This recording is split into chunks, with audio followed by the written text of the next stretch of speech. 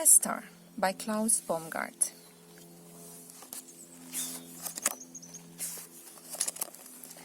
I wish I had a friend, sighed Laura as she gazed out of her bedroom window. Someone special to share all my secrets with. But there was no one listening, only the distant stars that winked and glittered like tiny jewels in the night sky. Suddenly, something caught Laura's eye. A streak of silver came whirling and twisting through the darkness towards her. She gasped as it spun past her window, so close she could almost touch it.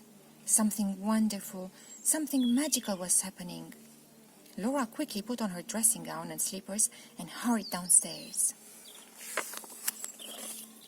Outside, on the shadowy pavement, lay a little star, fizzing sparks and colors like a giant sparkler. "You're beautiful," Laura whispered as she tiptoed towards it. A point of the star had broken, snapped off, when it hit the ground. "Don't worry," Laura told it as she gently carried it back indoors. "I'll soon make you better."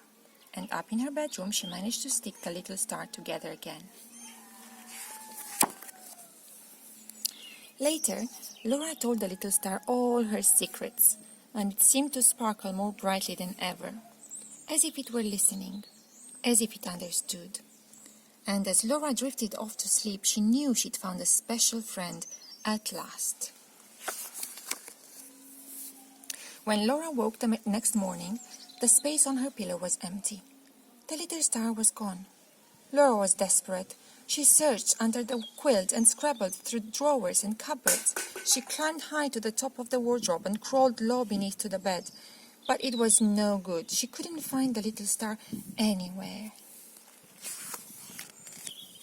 Laura felt cold and empty, as if all the light had drained out of her. Surely the wonderful little star hadn't been only a dream? When Laura came home from the playground, Mom and Dad tried their best to cheer her up. "How about your favorite jelly?" said Dad. "Don't you like my funny hat?" asked Mom.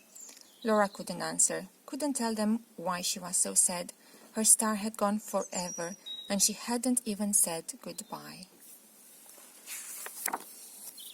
That night, as Laura climbed wearily up to the bed, she saw a strange glow flickering from her room. Hardly daring to hope, she pushed the door open. The sudden blaze of light was dazzling. The little star was back, just where she'd left it, shining like 1,000 diamonds. At first, Laura could only stand and stare. Then suddenly, joyfully, she ran towards it.